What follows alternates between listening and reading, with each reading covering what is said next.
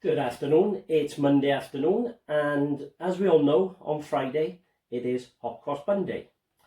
Now, this time last year I was on furlough and I actually made cupcakes and donuts, and I gave them out to a few of our neighbours. So the plan is, on Friday, it's not only Hot Cross Bun Day, Mr. and Mrs. T also celebrate 16 years of marriage. So what we thought we'd do is make a big batch of hot cross buns and spread the love around the neighbours. So this is the first time videoing like this. I've got a new ring light. I've had to take my glasses off because you can see the ring in it. Might be able to see it in my eyes, I don't know.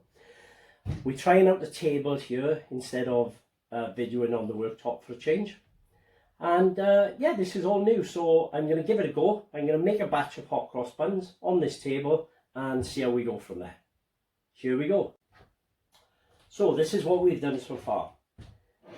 The milk I have boiled up in a saucepan, and then as soon as that was boiled I put in the butter, melted the butter, and then I've actually taken the mixture out into a bowl so it'll cool down a bit quicker. In the bowl I have put the plain flour, the salt, the sugar and the dried yeast from the tin. So all we were waiting for now is for the milk mixture to cool down enough, because if you add it too hot it'll kill the yeast off. So as soon as that's cool enough we will put it into the rest and we'll make our dough for our hot cross buns. Right, okay, so our milk and butter mixture has cooled down enough that it won't cook the egg and it won't destroy the yeast. So in that goes, and this calls for 1 egg, so I've halved this recipe for today, so I'm just putting half a beaten egg in there. So it's time to get our hands in and let's make some dough. This is feeling nice actually. Always handy to have a plastic scraper so you can scrape everything off the side of the bowl. There you go, combine it all together. It's looking a little sticky there, so calls for a little bit more flour.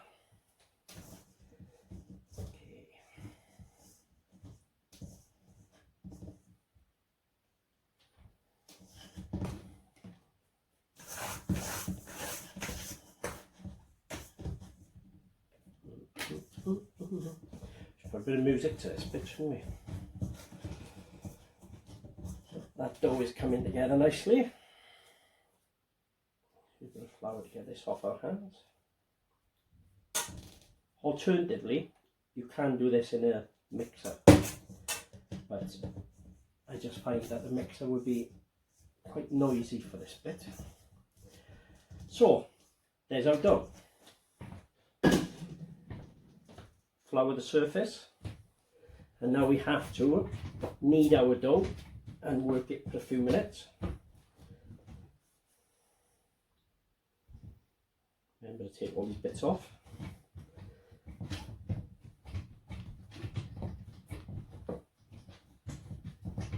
That's feeling like a nice bit of dough now. Push it out, pull it back on itself. A little bit more flour. Push it out and knead it back in on itself. And as you're doing that, you can actually feel the dough getting warm.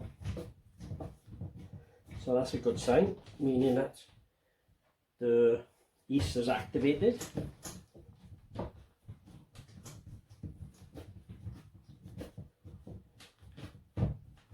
There we go, and that's all we need to do for now. Into a little bowl.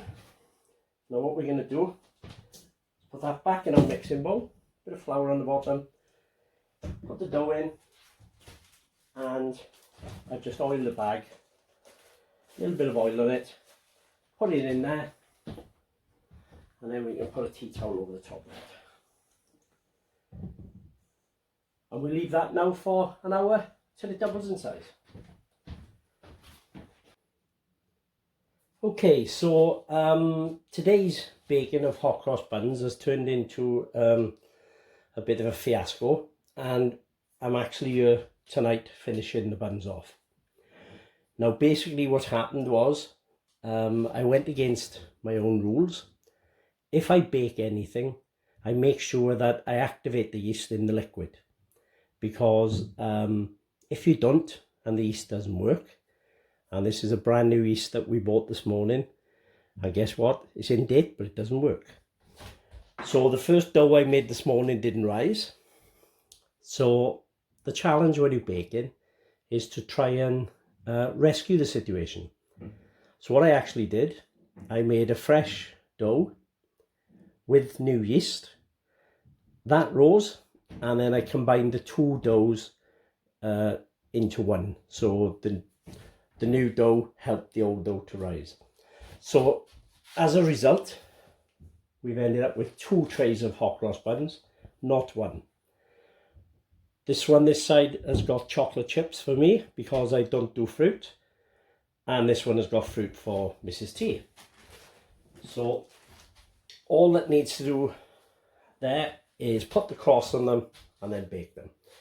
So like I say, if you get a problem when you're baking, don't panic. There's usually a solution. It is time to cross the hot cross buns. Now this is just a simple mixture of flour and water. That's all the cross is when you do a hot cross bun. Cross one way and then across the other. So it's just flour and water mixed into and put into a piping bag, and a simple cross on top. So that's my chocolate hot cross buns all ready for the oven. And now we do the same with the fruit ones, but we'll go a bit quicker this time. Go straight across, and straight down. Bum bum bum. Do do do do do do. Piping at its best. And there we have crosses on the hot cross buns. Into the oven they go. So the first of the buns are out, the chocolate chip ones. And this is just a mixture of boiled sugar and water, just to give them a nice sweet covering. So if you do this when they're just fresh out of the oven, and it all sticks to the bun and leaves the top of the bun all nice and sweet and sticky. Oh my god, it looks. So that's the chocolate chip ones done. I'm just waiting for the others to come out of the oven. Let's give it a zoom in. Oh my god, look at those. How lush is that? There you go, so that's the first of the hot cross chocolate buns done. The chocolate chip buns are closely followed by the fruit buns, and now they also get a coating of the sugary water. It's just water and sugar boiled up or brought to the boil, and then it is just put over the top of the buns to make them all nice and sticky. So leave a lovely sugary coating on top of the buns when it dries. If you do it straight out of the oven, then the heat will more or less dry it as you're doing it. So that's it. That's my hot cross chocolate and fruit buns done. Oh well, that's breakfast sorted. Have a good evening.